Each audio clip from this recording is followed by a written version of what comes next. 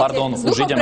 Nebýva. Už ideme. Pred voľbami opäť rezonuje téma dekriminalizácie marihuany, s ktorou prichádza strana Richarda Sulíka. V súčasnosti hrozí užívateľom tejto drogy až 5 rokov väzenia, jej dílerom až 10 rokov za mrežami. Sloboda a Solidarita tvrdí, že nechce drogu legalizovať, ale len zabrániť trestnému stíhaniu jej drobných užívateľov.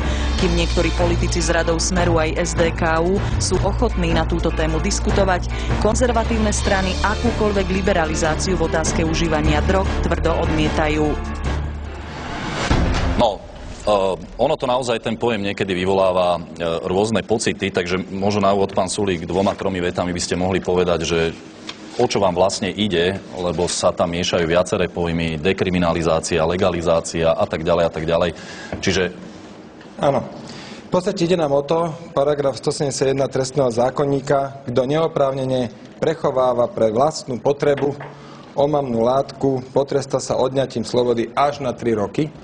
Pričom pre vlastnú potrebu je potom v nejakom inom paragrafe napísané, že to je aj jedna jediná marihuanová cigareta. A kto ich má so sebou viac ako 4 alebo 5, tak môže skončiť v base až na 5 rokov. Toto je jednoducho, ja si myslím, zbytočne tvrdý trest. Je úplne zbytočné, aby sme, keď napríklad alkohol alebo cigarety sú povolené v akomkoľvek množstve, aby sme mladých ľudí, ktorí, povedzme, spravia mladickú nerozvážnosť alebo iba to vyskúšajú a má so sebou 1 alebo 2 cigarety, aby sme teraz im na zvyšok života robili problémy tým, že napríklad budú mať zápis v registri trestov, alebo až môžu teda skončiť v base. Pravdou ale je inak, že tie trestné sadzby sa síce uvádzajú v zákone, ale tak, ako to funguje, tak zvyčajne naozaj nie sú také vysoké. Aj za niekoľko jednorazových dávok je sadzba vlastne od 0 do 3 rokov, ale väčšinou, keď sa objavili takéto prípady, tak sa uplatňovali alternatívne tresty, ako napríklad domáca práca.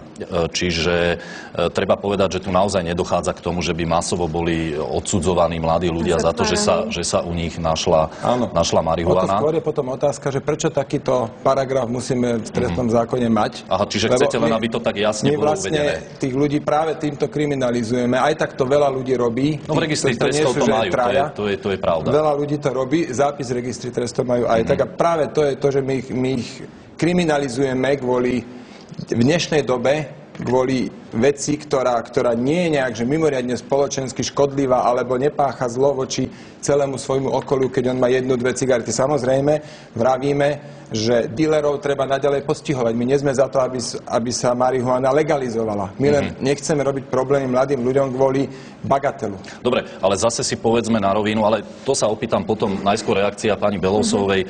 Takéto riešenie vám prekáža? No, ja som si prečítala, ono je to trošku ináč, ako to pán Sulík hovorí.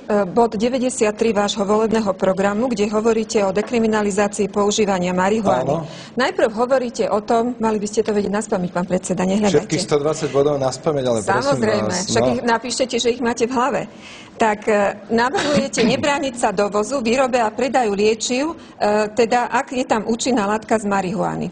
To naozaj dobíjate sa do otvorených dverí, pretože na Slovensku už dnes, ak sú to lieky alebo liečivá, ktoré obsahujú psychotropné návykové látky, napríklad morfín alebo efedrín, tak sú povolené. Čiže s marihuanou je rovnaká cesta, ak je to na lekárske účely.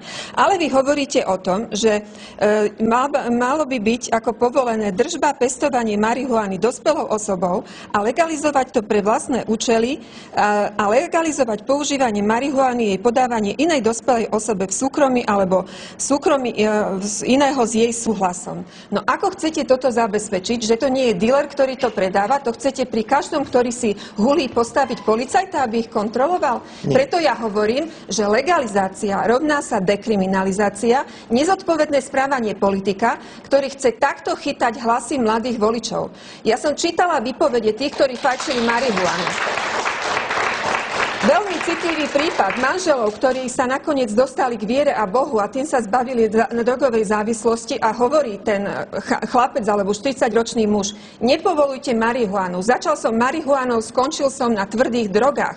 Preboha, aj za to, že sa deriete do politiky, ja vám to neberiem, máte svoje ambície, ale nestávajte to na mŕtvolách a zničených životoch mladých ľudí a ich rodín. Čiže vy hovoríte, že nejde o dekriminalizáciu, ale o legalizáciu? Áno, v podstate ide o to. Vaša reakcia, pán Sulík? Nechoďte po mŕtvolách. Znie to veľmi dojemne, ako to takto prednášate, a teda ja som dojatý, ale podstata je... Ste dojatí, zmente to v programe. Naozaj, že mladých malo byť ľúto a ich rodičov. No, nie je ľúto aj iných ľudí ešte, ale samozrejme, že sa môže stať, že v niektorých prípadoch je marihuana vstupná droga, takisto aj alkohol je veľakrát vstupná droga a nejdeme ho zakazovať. Tak alkohol je častokrát aj konečná, no. Áno, napríklad, predpokladám to viete, alkohol je veľakrát aj konečná droga, že? A dokáže napáchať veľa hanby, čiže teraz nerobte tu z tohto strašiaka a máme oveľa horšie veci v našej spoločnosti a tie nejdeme zakazovať. Namiesto zákona o vlastenectve ste mohli dojsť, že zakážeme alkohol. To by zrejme vašej strane vyhovovalo menej. No, ale... Čo ste chceli konkrétne povedať? Hovoríte to mne. Ja som vám už povedala. Pozbierajte zvyšky chlapa v sebe a choďte vyzvať na stretnutie slotu. Nenadávajte tu mne, keď chcete... Čo chcete povedať? Že ja pijem? Chcete povedať, že ja pijem? Chcete to povedať, nie, alebo nie? To chcete, aby sa pani podpredsednička usmievala? Aby sa usmievala trošku, lebo je taká... Podobáte sa, tak by to je naozaj smiešné. No, výborne, tak to budem takto budem. No, dokončite, pán Sulík. Neurážajte. OK. No a kde sme teda boli? No však to by ste mali vyvedieť. Dobre. No, vysvetľovali ste, že sú tu teda ďaleko horšie drogy ako alkohol. No, chcel som povedať takú... A mali by ste vysvetliť to, že čo hovorí pani podpredsednička, že to vníma ako legalizáciu. Ja súhlasím s vami v tom, že existujú prípady, kde to skončí naozaj zle. To je pravda. Ale treba si uvedomiť jednu zásadnú vec, že sloboda niečo stojí. A uvedíme jeden krátky príklad. Predstavte si, že vyjdete teraz na ulicu zo strechy, spadne tehla a zabije vás.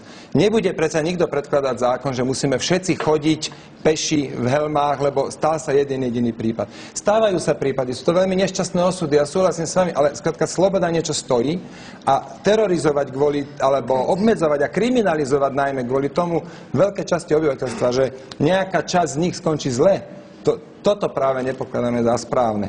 Keď existujú nejaké iné drogy, ako je alkohol a cigarety, ktoré ako úplne bez problémov tolerujeme, tak toto jednoducho je tiež droga. Drogy sú svinstvo, ja s vami súhlasím. A nemali by deti užívať, ale robiť im za to záznam do registra trestov nepokladáme za správne. Krátko, pani Belosová. A... Viete, čo ja považujem za správne ako politik? Ako politik považujem za správne vytvárať pre tých mladých taký svet, z ktorého sa nebudú musieť utiekať pod drogami do nereálneho sveta. No to je ideálne, samozrejme. Nech sa im žije dobre. Ale s tým asi súhlasíme všetci. Dobre. Ale preto, prepáčte, tak na tomto sme sa zhodli.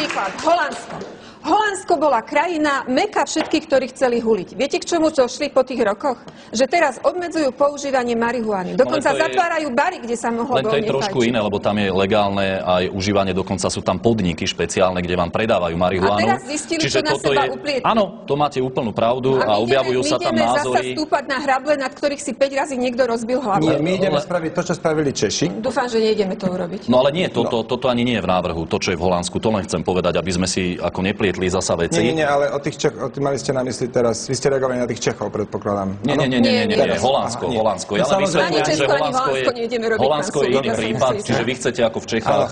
No takto, ja osobne si myslím, tie množstva, ktoré sú v Čechách medzičasom ako povolené pre osobnú spotrebu, sú zbytočne vysoké. Ja osobne by som takto vysoké množstva nenasadzoval. Naozaj tu len ide o to, kto má minimálne množstva v sebe, ale aj pri sebe najmä. To následne má v sebe. Áno, a následne v sebe, tak skrátka týchto ľudí nekriminalizovať. Dobre, dáma a pán, dáme si na chvíľočku krátku pauzu a po niekoľkých minútach sa opäť uvidíme.